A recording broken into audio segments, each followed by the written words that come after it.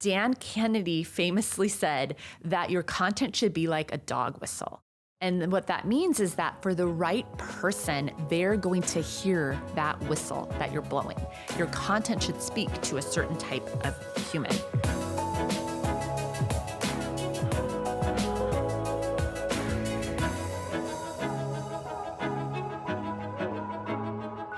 Well, hello, my beautiful friend. Welcome back to another episode of the podcast.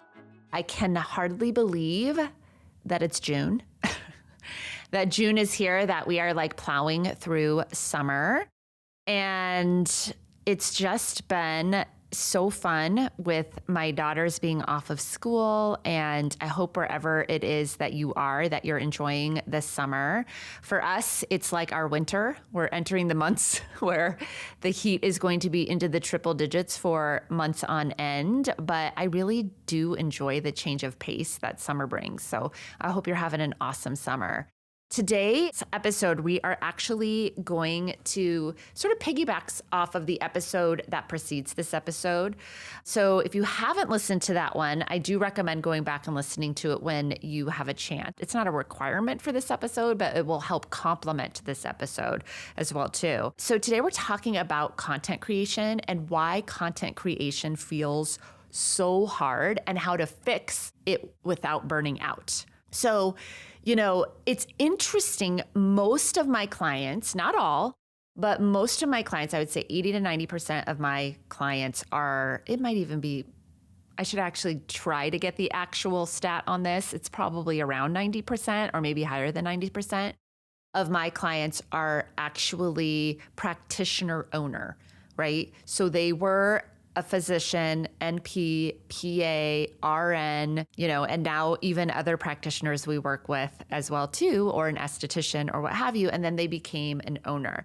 And certainly for many of my clients that came out of medicine, having to create content wasn't a skill set that they had to have, that you had to have. Right? It wasn't a part of your previous job descriptions that you held. And modern business ownership now, it actually doesn't matter what industry you're in. Every small business owner, every successful small business owner that really wants to grow and succeed is like a mini media company, right? And in one hand, this is incredible, right? This is amazing because we get all of this opportunity to create visibility and to position ourselves and to, generate leads, if you will, through free methods, right? We got social media now, and you can create a website for yourself and you can rank for SEO. And there's so many different things you can do with like a digital footprint. The problem, on the other hand, though, is that many of you in your former lives never had to actually do the things that creatively you need to do in order to have a mini media company. And so I think some of the most successful aesthetic businesses, aesthetic practices, wellness practices in the industry today are those that have taken the concept of having, and they may not use the term media company, but have taken the concept of thinking of themselves like a mini media company seriously. And they've consistently created content in a way that has differentiated themselves from their competitors and has really created resonance for the types of premium patients or clients they're trying to attract to their business. So today we're going to talk about what nobody really talks about. And it's this idea that creative exhaustion, or not having the creative energy, if you will, is a challenge that many of you face that is preventing you from growing your business in a way that's going to be very sustainable. So first, I want to say, if content feels hard for you, it is not because you're lazy or lacking brilliance. It is simply because you have not developed the skill set in this area. And it makes sense for many of you. Many of you are coming from fields, and especially those of you who are coming from medicine, it was just not something that was a part of your job description. So it's only natural that that creative muscle would not be well developed, if you will. So what happens to many of our clients is they can feel that they are not as proficient as they'd like to be in actually the creative area of being able to produce content, whether it's for social media, for emails, for video, for SEO, for blog, whatever it might be that they would like to create content for. So what ends up happening is they end up outsourcing this. Many of you end up outsourcing this to third-party marketing and social media agencies because you're like, look, I know this is a weak point for me. So you outsource it to social media and marketing agencies. Now, the problem with this is that many of you are abdicating the creative leadership of your business to a third party as opposed to delegating your creative direction to another agency that's going to help you actually execute the vision that you have for the media, whether this is social media content or emails or a blog or a YouTube channel, whatever it might be, right? And so you don't want to abdicate it to a third party. Like we talked about on the recent episode, is that you actually have to maintain the creative leadership of your business. This is how you will make sure that you maintain your voice, your conviction, and the vision that you have. When you hire a marketing agency or you outsource it to a marketing agency, and I've seen this with my clients over and over and over again, and some of my clients who work with the same marketing agencies, is that they don't have very clear, unique value propositions that have been created. And it's because these marketing agencies sort of take their model and they implement it in the different businesses. So they aren't necessarily able to really create something that's unique and different and really truly tap in. Because part of the effectiveness for creating that authority that I want for all of you and for your content to help you create is that you can't have authority through somebody else. You either have it or you don't have it. You either decide to create it and establish it, which means owning the direction of the content that's going out.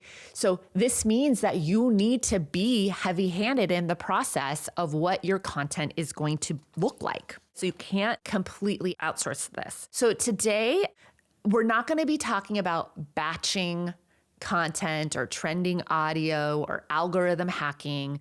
Today, I wanted to talk about a problem that I see with many of you and your content. And it's this, I call it the to whom it may concern content problem. So you know those emails or those letters that are to whom it may concern? There's this formalness, this professionalism. We probably learned to write these in college or high school. Many of you have content that has a very to whom it may concern feel to it. And so I want to talk about, one, is this a problem for you and your content? So let's actually, because the first step is awareness, right? The first step is admitting we have a problem, a content problem.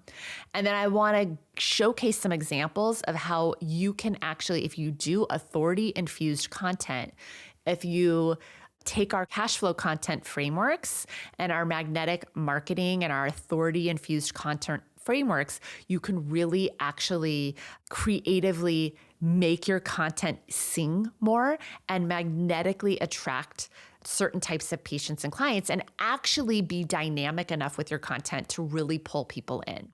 Because to whom it may concern content is just going to get lost in the sea of information saturation with everybody else in the market.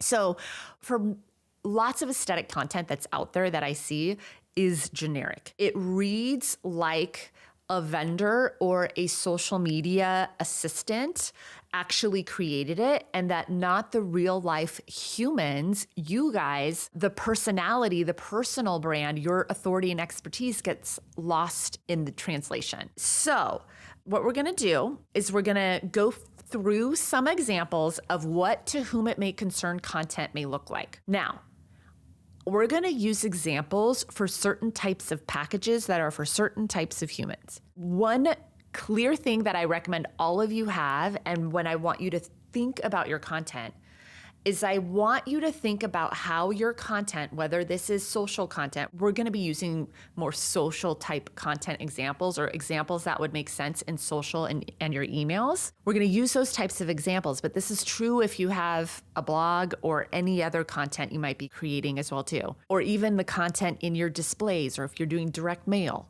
all applies. We first want to make sure the foundation of what we're doing with our content is set up. We want to make sure that we have content that actually links back to certain offers that we want to become known for. And those offers should solve high-value problems and offer high-value solutions for a certain type of patient that you know will be completely blown away by that problem being solved or that solution, that desired outcome being achieved. So that is the foundation of our content. We want it to lean back to that. Now, that in of itself will help improve your content. It will help actually differentiate you because your offers that you are actually creating your content for will actually be unique and not just generic vendor-based. When I say vendor-based, it's like, insert microneedling RF company, insert IPL company, insert neuromodulator company, if you will, hyaluronic acid company, insert certain types of microneedling or chemical peels or, types of facials or what have you.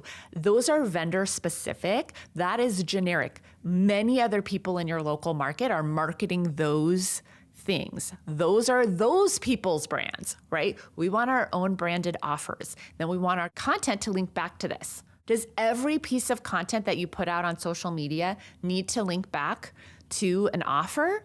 Not necessarily. You can do brand building content. There's other types of content we can do. But what I've found for most of you is that many of you are very heavy-handed on the other type of content that the influencers are telling you to do, to build know, like, and trust. Worry about the trending audios, like show the personalities of individuals. Many of you will do jokes that only your peers would understand that aren't even, that are almost offensive to some of your patients and clients. So we can have some brand building content and by all means, creatively do that type of content as well too. But for many of you, you need to actually double down on cash flow content, the content that's actually going to link back to your signature offers, okay? So we are actually starting with a decent foundation. So some of you even have that decent foundation. Now you've got your signature offers in play and you should be connecting your content back to those offers. And then some of you are starting to create guides, right? And even when I'm helping folks create their premium pieces of content, okay? So what do I mean by premium pieces of content? These are longer content, I don't mean long like it needs to be a book report. I just mean that can be used as an ideal patient magnet, okay? Some folks call these lead magnets. We call these ideal patient magnets, okay? These are things that people will opt into. And so what I've noticed sometimes, even with folks who create guides for certain humans, is that they fall in this trap of the guide ends up reading like to whom it may concern, okay? And I don't want that for you. I don't want any of you to have to whom it may concern content happening. So let's actually dive into some examples. Let's assume you've got your foundation in place, you've got your signature offers, you're working on some ideal patient magnet guides that are going to link back to your offers as well too. So let's say we're creating content for a contour package. To whom it may concern content might look like our contouring package helps define your features and reduce fat in stubborn areas. Book a consult today to find out which treatment is right for you. Sort of boring, right? Sort of to whom it may concern. So here's resonant, authority-infused content, okay? Here's the truth. You don't want to look different. You want to look defined, more lifted, more rested. Our signature contour package was designed for women who are ready to reclaim structure without surgery. Whether it's softening heaviness in the lower face or restoring a clearer profile, we focus on balance, not just volume. Because this isn't just about chasing youth, it's about reclaiming your edge. That content sings a little bit more, right? I would feel seen in that content more. Because the goal with your content is for your folks to feel seen. Dan Kennedy famously said that your content should be like a dog whistle. And what that means is that for the right person, they're going to hear that whistle that you're blowing. Your content should speak to a certain type of human. Okay, here's another example with a brightening package. Our brightening treatment helps reduce, this is to whom it may concern content. Our brightening treatment helps reduce dullness and improve your skin tone using medical grade facials and serums. Book a consult to get glowing. This sounds like very flat, generic copy. Here's some resonant, authority-infused content. There's a difference between skin that looks good with makeup and skin that glows on its own. Our signature brightening series was created for women whose skin just isn't bouncing back the way it used to. Maybe it's post-pregnancy pigment, hormonal dullness, or sun exposure that's finally catching up. We target stubborn, not surface-level damage with a protocol that's part cellular repair, part glow-up strategy. This isn't a quick fix. This is your skin's comeback story. Because when your skin radiates health, confidence flows naturally. All right, better, right? Now, I would actually even add in some storytelling to this. And so inside of Ask Heather AI, one of the things that I built inside of our content frameworks, inside the content bot specifically, is that it would naturally have prompts built into it where you could add in micro-specific stories, add in client testimonials as well too. Because imagine tying in a story about one of your actual clients, Jane, who came to you post 3 pregnancies and saying that her skin since her pregnancies and having 3 children just did not feel the same. It was uneven, she had dark spots, it had lost the freshness and the tautness that it had pre-children, right? You are pulling me in with that resonance because storytelling helps, right? So how can you take your to whom it may concern content and really actually pull it in so that it has that storytelling? So you're pulling in the reader or the listener of the video, if you will, because it's the same type of storytelling you want to do in your video scripts as well too. Let's do one more basic example with the weight loss package as well too. So to whom it may concern content for a weight loss package. Our weight loss program helps you lose weight and feel better using customized injections, meal plans, and accountability coaching. Schedule your free consult today. Okay, so this is flat and overused, and really there's zero emotional relevance or originality. Okay, so let's just spark it up a bit with some resonant and authority-infused content. You're not lazy, you're not unmotivated, you're just done wasting time on plans that don't understand your body or your lifestyle. Our Get Tight and Skinny package is for women who've tried it all. Gym memberships, quick fix shots, influencer meal plans, and are finally ready for a medically backed, strategically monitored path that works with your hormones and not against them. We combine advanced compounded injectables with expert-led support so that you're not just shedding pounds, you're reclaiming trust in your body again. This isn't just about weight loss, it's your authority over your health. All right, better, right? We're speaking to her problems. We're showcasing how our solution is different. We're telling her that she's not alone. You've tried a lot of things, right? The ideal person has probably tried a lot of things for their weight loss journey as well too. Again, we could spark this up and even go deeper here and add in some actual client testimonials and stories as well too to really showcase the problems and the solutions as well too. So bottom line is, if you feel like you have a to whom it may concern problem with your content, make sure that you are really looking at it and assessing, first of all, is our foundation set up, right? Are we creating content with our offers in mind?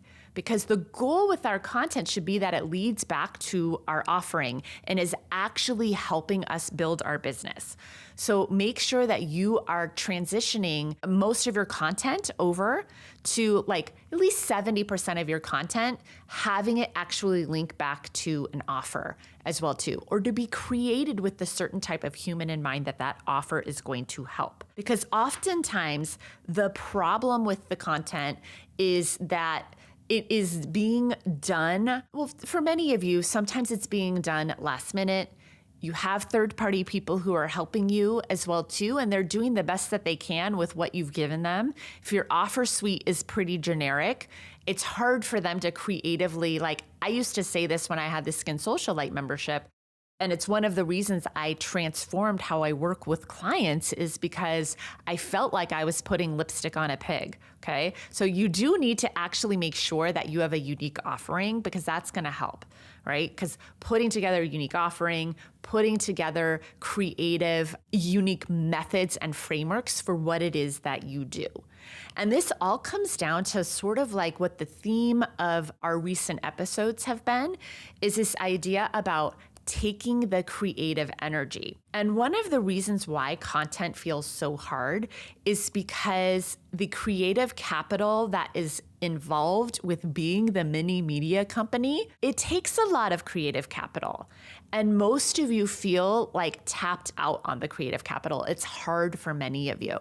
And so if you didn't already listen to the episode where we talk about how you need to be the chief creative officer for your business, be sure to listen to that because we talk about some real practical applications for actually building your creative muscle. But I really want for all of you to start playing around with really shifting your to whom it may concern content over to be more vibrant and resident and authority infused.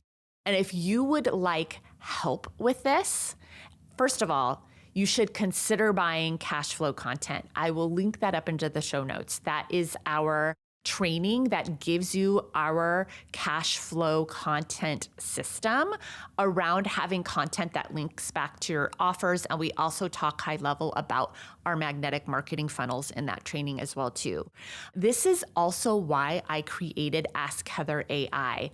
I knew from working with so many of you that many of you, like you don't have the creative capital to actually create the kind of media that you want to create that's going to build that unstoppable brand that you want to build, that's going to position you differently, that's going to call in folks to just be diehards of your social media and of all of the content that you put out as well too, so that you would have a sidekick helper to be the creative sidekick that you need in order to have the creative energy to put out a lot more content. So if you're interested in that as well too, I will put that in the show notes. And if you're interested in the Unstoppable Brand class, I'll link that up in the show notes as well too. You can also DM me over on Instagram, the word Unstoppable, and we will send you over the link to learn more about that masterclass in our DMs as well.